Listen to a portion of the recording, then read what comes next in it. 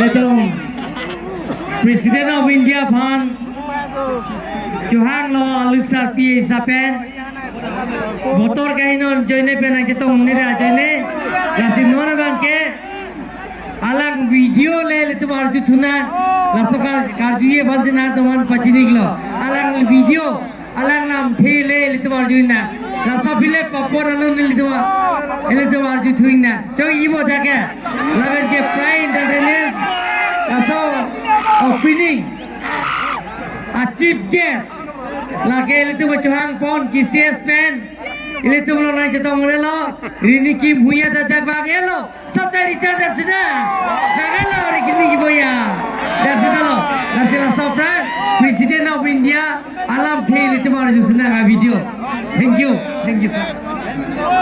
And now the message from the Honorable President.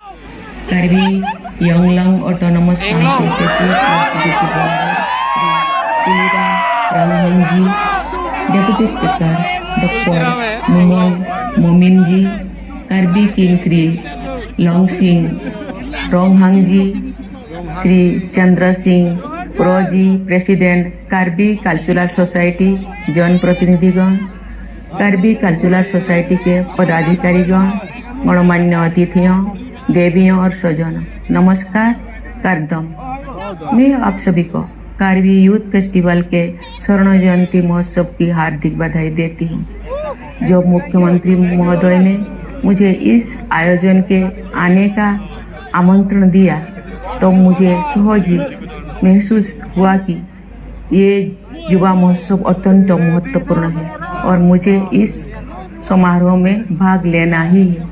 आज मैं व्यक्तिगत रूप से आपसे नहीं मिल पा रही हूँ, लेकिन मुझे वर्चुअल माध्यम से आपसे जुड़ने का अवसर मिला है। वर्ष 1974 में प्रतिवर्ष आयोजित हो रहा ये युवा महोत्सव अब आसाम ही नहीं बल्कि पूरे देश का कल्चरल कैलेंडर में एक महत्वपूर्ण आयोजन के रूप में अपना स्थान बना चुका है। मेरा विचार में कार्बी आंगलंग का ये युवा महोत्सव एक प्रकार से भारत के स्वर्णिम भविष्य का महोत्सव भी है। इस युवा महोत्सव को आयोजन करने के लिए मैं असम के मुख्यमंत्री doctor Hemant Biswa Sharma ji, Karbi Anglong autonomous council तथा असम राज्य सरकार और कार्बी आंगलोंग जिले के सभी अधिकारियों और कर्मचारियों की सराहना करती हूँ। विलुप्त हो रही जनजातियों कलाओं तथा परंपराओं के संरक्षण के लिए कार्बी कल्चरल सोसाइटी की गतिविधियों की भी मैं प्रशंसा करती हूँ। ये युवा महोत्सव कार्बी जनजातीय समुदाय की सांस्कृतिक विरासत के संरक्षण को प्रोत्साहित करने के साथ साथ अन्य समुदायों के साथ मिलजुल कर विविधता का उत्सव मनाने का भी अवसर है।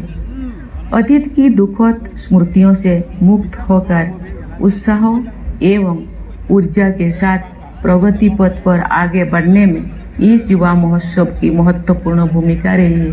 मुझे बताया गया है कि ये युवा महोत्सव पूर्वोत्तर क्षेत्र का अपनी तरह का सबसे बड़ा आयोजन है।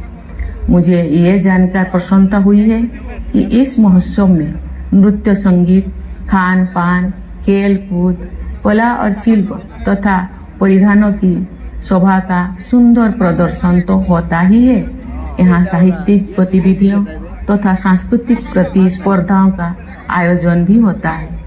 इस प्रकार इस महोत्सव द्वारा यहाँ के लोगों विशेषकर युवा वर्ग में निहित प्रतिभा को बहुआयामी एवं कलात्मक अभिव्यक्ति मिलती है। मुझे बताया गया है कि इस महोत्सव में परंपरा और आधुनिकता का सुविचारित समावेश किया जाता है। यह जानकर मुझे प्रसन्नता हुई है कि लगभग 5000 युवा प्रतिभाओं ने इस महोत्सव में आयोजित प्रतिस्पर्धाओं और कार्यक्रमों में हिस्सा लिया है। मुझे विश्वास है कि यहाँ बड़ी संख्या में उपस्थित युवक और युवतियाँ और आसपास के क्षेत्र के सभी युवा अपनी प्रतिभा और परिश्रम से आसाम राज्य की पूर्वोत्तर क्षेत्र की और पूरे देश की प्रगति में अपना अमूल्य योगदान देंगे। देवियों और स्वजन, जनजातीय अस्मिता कितनी महत्वपूर्ण होती है, ये स्वयं मैंने अपने जीवन में अनुभव किया है। इस प्रकार के उत्सव जनजातीय अस्मिता को प्रदर्शित भी करते हैं और उसे मजबूती भी बनाते हैं। मैं यहाँ उपस्थित सभी जनजातीय बेटे बेटियों को विशेष बधाई और आशीर्वाद देती हूँ। मैं ये मानती हूँ कि जब युवा पीढ़ी सही दिशा में सही सोच के साथ आगे बढ़ती है तो समग्र विकास तेजी से होता है। ये बहुत खुशी की बात है कि इस क्षेत्र के युवा शांतिपूर्ण तरीके से विकास की मुख्य धारा को अपना योगदान देने के लिए तत्पर है तथा सक्रिय है। देवियों और स्वजनों, राष्ट्रपिता महात्मा गांधी सहित हमारे राष्ट्र निर्माता और संविधान निर्माता वैश्विक दृष्टिकोण और परंपरागत भारतीय जीवन मूल्यों के समन्वय को प्रोत्साहित करते थे। वे चाहते थे कि हमारे युवा विश्व की आधुनिक उपलब्धियों के आयामों को अपनाएं। साथ ही वे इस बात को लेकर भी सचेत थे कि हम विदेशी प्रभाव तथा आधुनिकता के दबाव में भारतीय संस्कृति और अपने शाश्वत जीवंत मूल्यों को भी मजबूती के साथ अपनाए रखें। आधुनिक विकास के साथ साथ स्थानीय जनजातीय पहचान को बनाए रखने के उद्देश्य से पूर्वोत्तर क्षेत्रों के असम, मेघालय, मिजोरम और त्रिपुरा के कुछ जनजातीय इलाकों के लिए संविधान के भाग 10 और 6 अनुसूची में विशेष प्रावधान समाहित किए गए हैं तथा स्वशासन की व्यवस्था सुनिश्चित की गई। इस प्रावधान के लिए सभी देशवासी लोकप्रिय गोपीनाथ बरदोलोई तथा बाबा साहेब डॉक्टर B.R. अम्बेडकर के सदैव कृतज्ञ रहेंगे।